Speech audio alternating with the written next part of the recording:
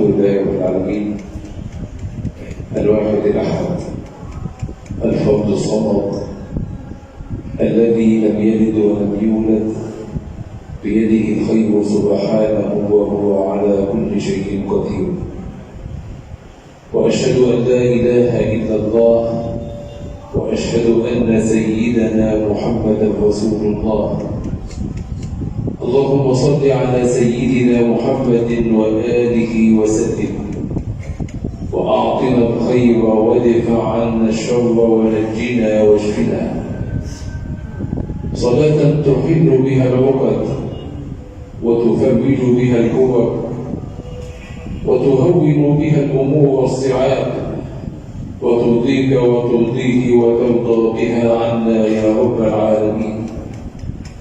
أيها الأحبة الكرام، أوصيكم ونفسي بتقوى الله وحسن طاعته والتمسك بدينه والاعتصام بحبله المتين، وأحذركم ونفسي من عصيانه ومخالفة أمره والتخلي عن دينه والتفرق عن حبله المتين.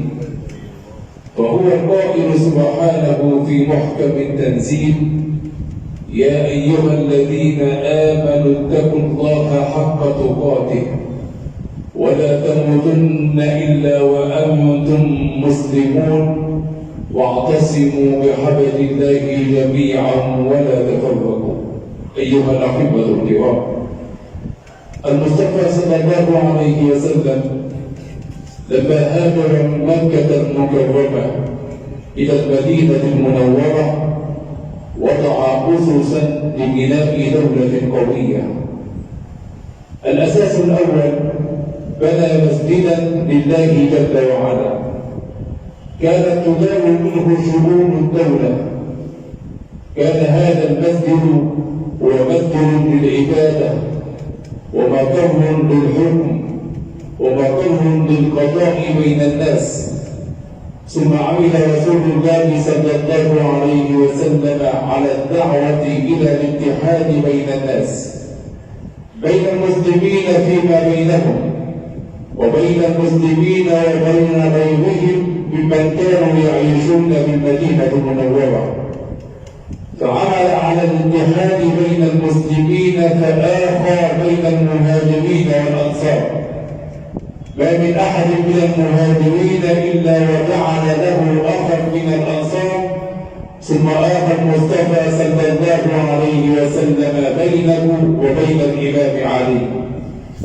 وجعل المصطفى صلى الله عليه وسلم اتحادا بين المسلمين وبين اليهود الذين كانوا يعيشون في المدينة المنورة، ثم خانوا العهد بعد ذلك فوضع وثيقة تسمى بوثيقة المدينة: لهم ما لهم وعليهم ما عليهم. جعلها المصطفى صلى الله عليه وسلم كي تكون وثيقة اتحاد فيما بينهم، فكل منهم يدافع عن المدينة في حالة الحرب، وكل منهم يسعى لاتحادها ولا يخونها أبدا. فلما نقض اليهود عهدهم مع المصطفى أخرجهم المصطفى صلى الله عليه وسلم من المدينة المنورة. وظل هذا الحال طوال فترة الخلفاء الراشدين إلى أن تولى سيدنا علي، وإلى أن حدثت الفتنة بعد مقتل ذي النورين عثمان بن عفان وما حدث بعدها من فرقة من المسلمين. ثم توحدت الأمة بعدما أن تنازل سيدنا الحسن بن علي عن خلافة المسلمين وجعلها بالدولة الأموية. تنازل عنها بمعاوية ابن أبي سفيان بن أمية حتى يحكم دم الناس، فسموا هذا العام بعام الجماعة. كل ذلك حدث من باب الاتحاد. ثم ضعفت الدولة الأموية، وجاء بعد ذلك الدولة العباسية بعصريها، وكان العصر الأول عصرا قويا. ثم جاء بعده العصر العباسي الثاني فكان ملوكا ضعفاء. لم يحكموا البلد حكما قويا فوصلوا إلى ضعف، ثم زالت هذه الدولة، ثم تكونت ولايات صغيرة. لما تركوا الاتحاد فيما بينهم وصلنا إلى ما وصلنا إليه. رب المصطفى صلى الله عليه وسلم أصحابه على أن الاتحاد قوة وأن التفرق ضعف. أخبرهم فقال: مثل المؤمنين في توادهم وتراحمهم وتعاطفهم كمثل الجسد الواحد إذا اشتكى منه عضو تداعى له سائر الجسد بالسهر والحمى. رب المصطفى صلى الله عليه وسلم أصحابه على أن المؤمن للمؤمن كالبنيان يشد من أجله ويقوي من عزيمته. فقال المصطفى صلى الله عليه وسلم في حديثه: المؤمن للمؤمن كالبنيان يشد بعضه بعضا. ثم شبك صلى الله عليه وسلم بين أصابعه رباهم على ذلك فساد الدنيا شرقا وغربا. وصل الإسلام إلى الهند وما وراءها، ووصل الإسلام إلى غرب إفريقيا، ثم تجاوزوا البحر عن طريق وجود جبل طارق، فوصل الإسلام إلى أسبانيا والبرتغال، ووصل الإسلام إلى وسط إفريقيا. وصلوا عن ذلك إما عن طريق الحرب والفتوحات الإسلامية، وإما عن طريق اتحاد المسلمين، وعن طريق أخلاقهم ومعاملة التجار، فوصل الإسلام بأخلاق المسلمين. حدث ذلك لأن المسلمين اتحدوا فيما بينهم، امتثلوا لأمر الله جل وعلا، واعتصموا بحبل الله جميعا ولا تفرقوا. واذكروا نعمة الله عليكم إذ كنتم أعداء فألف بين قلوبكم فأصبحتم بنعمته إخوانا، وكنتم على شفا حفرة من النار فأنقذكم منها. كذلك يبين الله لكم آياته لعلكم تذكرون. امتثلوا لقول الله جل وعلا: ولا تنازعوا فتفشلوا وتذهب ريحكم واصبروا إن الله مع الصابرين. علموا أن الاتحاد قوة فاتحدوا فيما بينهم فوصل الإسلام إلى كل مكان، إما عن طريق الفتوحات وإما عن طريق المعاملات والأخلاق وحسنها. لما كانوا على قلب رسول الله في هذا الزمن وصلوا إلى ما وصلوا إليه. ولما تفرقوا إلى دويلات صغيرة من نهايات العصر العباس الثاني وانقسموا إلى دويلات، فكانت في مصر الدولة الفاطمية، وكان في بلاد المغرب العربي مجموعة من القبائل، ثم تكونت مجموعة من الدويلات. كانت كل دويلة تقوم على أنقاض الدويلة التي قبلها، فكان المسلمون في ضعف من أمرهم. وجاء الاحتلال والاستعمار، وكلمة الاستعمار هي كلمة خاطئة. كان احتلالا استنفذوا منه موارد البلاد والعباد، وصرنا عبيدا عندهم نعمل من أجل لقمة العيش. كل ذلك حدث بسبب ضعف الناس فيما بينهم. ولو نظرنا إلى الإسلام لوجدنا أنه دين يدعو الناس إلى الاتحاد. فانظروا إلى الصلوات. الصلاة ما هي إلا اتحاد يتحد الناس فيصلون في بيت من بيوت الله. ولذا جعل المصطفى صلى الله عليه وسلم صلاة الجماعة تزيد عن صلاة الفرد ب27 درجة. لم يكن المصطفى صلى الله عليه وسلم ب27 حسنة، بل قال ب27 درجة، والدرجة لا يعلم قدرها إلا الله جل وعلا. والصيام ما هو إلا اتحاد، يتحد الناس فيصومون من الفجر إلى غروب الشمس، كل ذلك في شهر واحد وهو شهر الله رمضان. والزكاة ما هي إلا تأليف للقلوب واجتماع على المحبة. خذ من أموالهم صدقة تطهرهم وتزكيهم بها وصل عليهم إن صلاتك سكن لهم. والاجتماع الأكبر والاتحاد الأكبر يكون على جبل عرفات. يجتمع الناس من كل ثوب وله، يجتمع الناس اختلفت ألوانهم وأجناسهم ولغاتهم، ومع ذلك يتحدون في وقت واحد، يجتمعون في مكان واحد يقولون لبيك اللهم لبيك. دين يدعو إلى اتحاد فباتحادهم قوة وفي تفرقهم ضعف، حتى أن الواحد إذا دخل على أخيه وكان منفردا فإنه يقول السلام عليكم بصيغة الجمع ولا يقول له السلام عليك. لماذا؟ لأن المسلمين على قلب رجل واحد، فعندما أقول السلام عليكم فكأنني عندما أسلم على أخي أنني أسلم على عموم الناس جميعا. فينظر في كتاب ربنا سبحانه كم من آية يقول فيها الحق جل وعلا يا أيها الناس، ويقول الحق سبحانه يا أيها الذين آمنوا، فإن الخطاب عام لجميع خلق الله جل وعلا وجميع الناس، فيقول يا بني آدم. هذا خطاب وارد وبفتوى في كتاب الله جل وعلا، وما هو دعوة إلا إلى الاتحاد. فإذا اتحد الناس فيما بينهم وصلوا إلى ما وصل إليه المسلمون الأوائل، وإذا ما تفرق الناس فيما بينهم وصلنا إلى ما وصلنا إليه.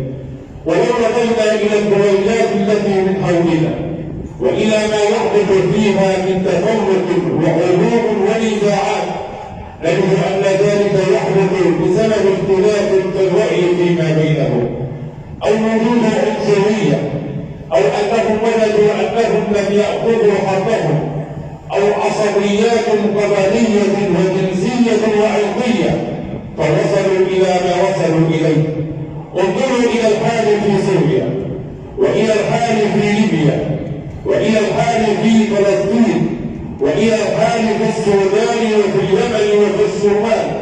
انظروا إليهم حروب ونزاعات في كل مكان. لماذا؟ لأنهم اختلفوا فيما بينهم. حتى المسلمون في هذه الدويلات اختلفوا بين سنة وبين شيعة، والسنة اختلفوا ما بين سنة وبين أقوال، حتى أن السنة اختلفوا فيما بينهم بين أحزاب وشقاق ونزاعات. كل ذلك في دول العالم الإسلامي ويريدون أن ينصرهم الحق جل وعلا. كيف ينصرهم الله سبحانه وقد وضع شرطا للنصر؟ قال ربنا سبحانه إن تنصروا الله ينصركم ويثبت أقدامكم والذين كفروا فتعسا لهم وأضل أعمالهم. وقد المصطفى صلى الله عليه وسلم أصحابه على أن الاتحاد قوة، فلما اتحدوا زادوا الدنيا شرقا وغربا، ولما تفرقوا وتنازعوا فشلوا فيما بينهم لما حذرهم ربنا سبحانه ولا تنازعوا فتفشلوا وتذهب ريحكم واصبروا إن الله مع الصابرين. أيها الأحبة الكرام، عندما ننظر إلى قطرة مياه نزلت من السماء على الأرض لا تؤثر في هذه الأرض، ولكن إن اتحدت هذه القطرات فنزلت من السماء على صورة خيل جارف فإنه يزيد من الأرض كل ما يقابله، يزيد من الأرض كل ما يقابله، فينزع الأشجار انتزاعا بل ويقلع البيوت قلعا. كل ذلك يحدث لأن الماء قد اتحد. انظروا إلى الجبال، لو رأينا ذرة رمل واحدة بمفردها فإنها أمر هين، أما إن اجتمعت هذه الجبال تكونت كثبانا رمليا أو كونت جبلا فإنه شيء عظيم. عندما يأتي الرياح بذرات جبال فهو أمر بسيط، أما عندما تكون عاصفة من الجبال فإنه أمر قوي تكاد أن تهدم أي شيء أو تربي أي شيء. هذا هو ما أمرنا به ربنا سبحانه لما قال في كتابه واعتصموا بحبل الله جميعا ولا تفرقوا. هذه الآية نزلت في رجل لما علم أنه كان بين الأوس والخزرج وهم قبيلتان من قبائل كانت تعيش بالمدينة، قبيلة الأوس وقبيلة الخزرج، كان فيما بينهم حرب كبير. فجاء هذا الرجل فذكرهم بأيام بوعات وهي حرب قاسية استمرت سنين طويلة قبل مجيء الإسلام وقبل وصول النبي صلى الله عليه وسلم للمدينة المنورة.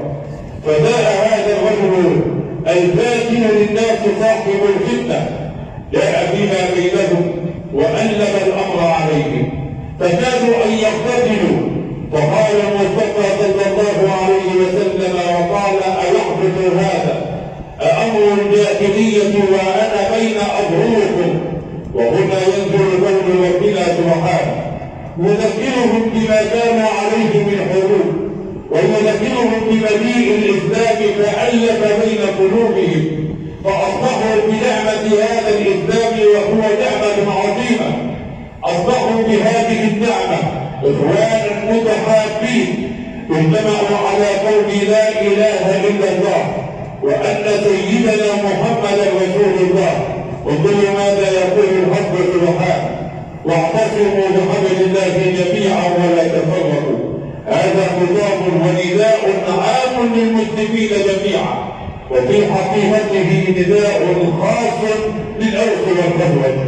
واعتصموا بحبل الله جميعا ولا تفرقوا أي لا يحدث بينكم شقاق ولا نزاع كما حدث قبل ذلك. واعتصموا بحبل الله جميعا ولا تفرقوا واذكروا نعمة الله عليكم إذ كنتم أعداء. وهذا إشارة للحروب التي كانت بينهم. إذ كنتم أعداء فألف بين قلوبكم أي ألف فيما بينكم بهذه النعمة العظيمة وهي نعمة الإسلام.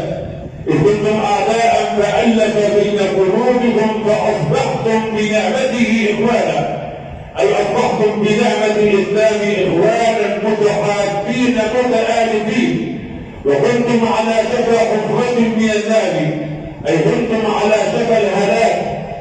استمرت الحرب فيما بينكم سنين طويلة وكنتم على شفا حفرة من النار فأنقذكم منها أي أنقذكم بنعمة الإسلام. كذلك يبين الله لكم آياته لعلكم تهتدون.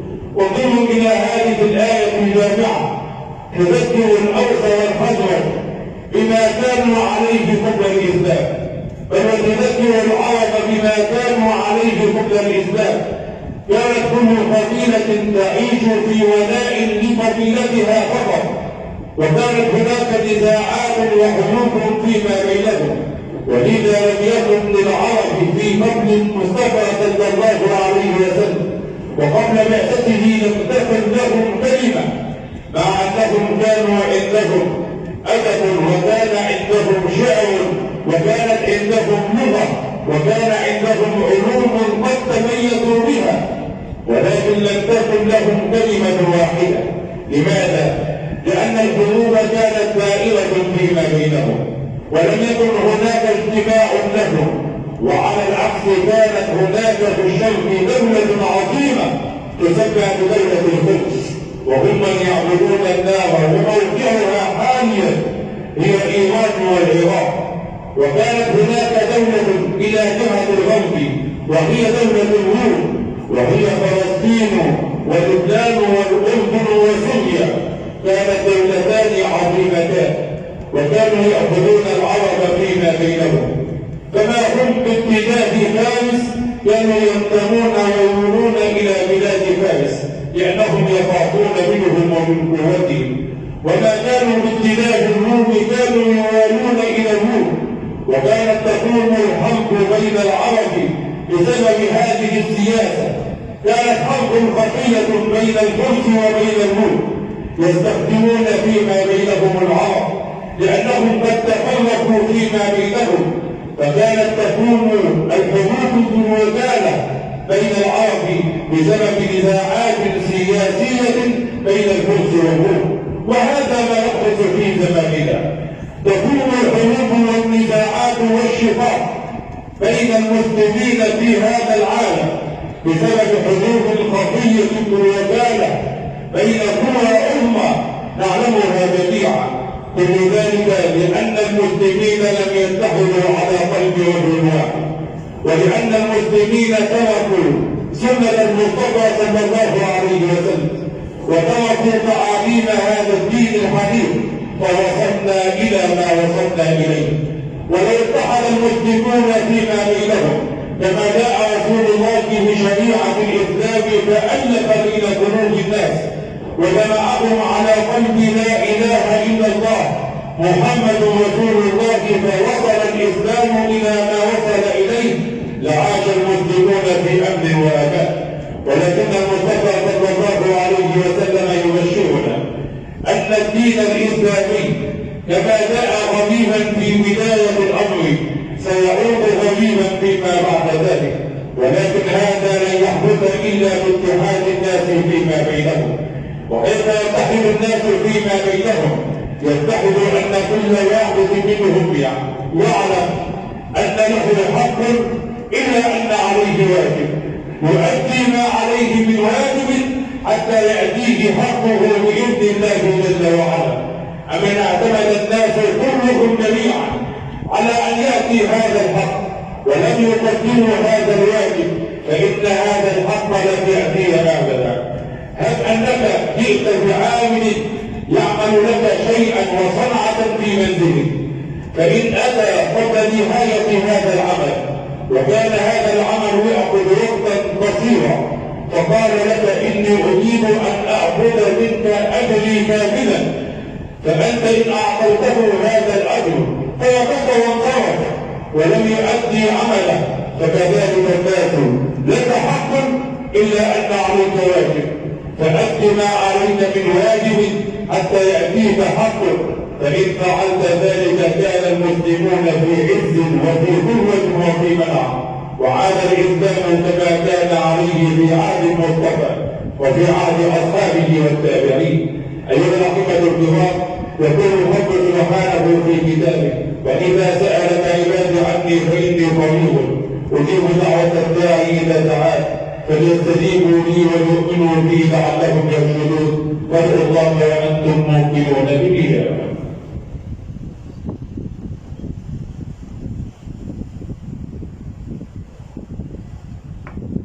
الحمد لله رب العالمين الواحد الأحد الفرد الصمد الذي لم يلد ولم يولد بيده الخير سبحانه وهو على كل شيء قدير، والصلاة والسلام عليك يا سيدي يا رسول الله.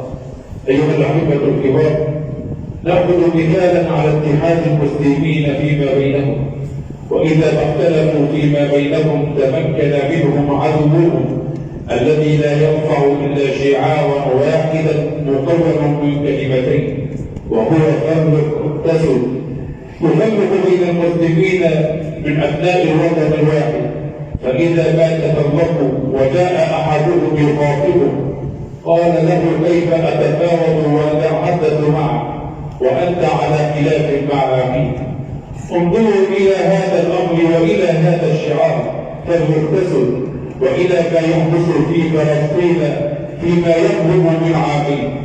اختلفوا فيما بينهم وتكونت حركات ونزاعات لا نريد أن نخوض فيه، وكل منهم له وجهة نظر، وهذا أمر طبيعي فاختلاف الناس فيما بينهم هو سنة من سنن الله جل وعلا في خلقه، إلا أنه عندما تحدث الأزمة لابد وأن يتحد الناس فيما بينهم، ولأنهم لم يتحدوا فيما بينهم بسبب نزاعات سياسية وأفكار ومعتقدات بنوا أسسها حدث فيما بينهم ما حدث. ما زالوا في هذه الحروب، أسأل الله سبحانه أن يوحد بين صفوفهم، لو اتحدوا فيما بينهم لوقفوا أمام أعدائهم، ولو اتحد العالم الإسلامي فيما بينهم وكونوا قوة عظيمة فهم يمتلكون هذا الأمر، يمتلكون ثروات لا توجد في دولة من الدول المتحدة، ويمتلكون عددا من البشر لا يوجد في دولة من الدول الكبرى، ويمتلكون قوة للعمل، يمتلكون لغة واحدة، ويمتلكون دينا واحدا، ويمتلكون نبيا واحدا. ولو اتحدوا خلف رسول الله وخلف هذا الدين لزادوا الدنيا شركا وربا، ولكنها سياسة من دول الأمة علموا أن المسلمين لو اتحدوا فيما بينهم لن يقف أمامهم أحد، علموا ذلك فحاولوا تفريق هذه الأمة، ولما فرقوها بعدما أن غادر الاحتلال فرقوا الدول إلى دويلات صغيرة يحدث نزاع فيما بينهم، فتنشأ حركات وأحزاب ويحدث هذا الأمر فيتفرقون إلى أجزاء صغيرة، كل منهم يريد أن يستقل بذاته، ولو اتحد مع أخيه لكانوا قوة عظمى. أتى الله سبحانه في هذا اليوم العظيم، في هذا يوم الجمعة التي فيه ساعة إجابة وقبول ودعاء ورجاء، أن يؤلف الله بين قلوبنا. اللهم ألف بين قلوبنا، اللهم ألف بين قلوبنا واجمع شتات أمرنا، ربنا لا تدع لنا ذنبا إلا غفرته، ولا عيبا إلا سترته، ولا مريضا إلا شفيته، ولا ميتا إلا رحمته، ولا غائبا إلا رددته، ولا جائعا إلا أطعمته، ولا صاحب حاجة إلا قضيتها ويسرتها يا رب العالمين. ربنا آمنا في أوطاننا واحفظ دماءنا وعليك بأعدائنا وألف بين قلوبنا، اجمع قلوبنا على قلب المصطفى واجعلنا من أهل الصفا والوفاء. قلت في كتابك ادخلوا مصر إن شاء الله آمنين، واجعلها أمنا وأمانا وسلاما يا رب العالمين. اللهم يا ربنا انصر إخواننا المستضعفين في كل مكان، ألف بين قلوبهم واجمع شتات أمرهم. اللهم يا ربنا انصر إخواننا المجاهدين في كل مكان، انصر إخواننا في فلسطين، أمدهم بمددك يا رب العالمين، وزدهم قوة على قوتهم، وجلدا على جلدهم، وعدة على عدتهم، وصبرا على صبرهم. وأرنا في الصهاينة ومن والاهم آية، اللهم أرنا فيهم عجائب قدرتك، واكتب لنا صلاة في المسجد الأقصى قبل الممات، حفظه يا ربنا من أيدي اليهود الغاصبين، فأنت ولي ذلك والقادر عليه. ربنا آتنا في الدنيا حسنة وفي الآخرة حسنة وقنا عذاب النار، اجعلنا مع الذين تجري من تحتهم الأنهار في جنات النعيم، دعواهم فيها سبحانك اللهم وتحيتهم فيها سلام، وآخر دعواهم عن الحمد لله رب العالمين. وصلى الله على سيدنا محمد الأجود الأجودين وعلى آله وصحبه الكرام والتابعين. اذكروا الله يذكركم واستغفروه يغفر لكم، وأقيموا الصلاة إن الصلاة كانت على المؤمنين كتابا موقوتا.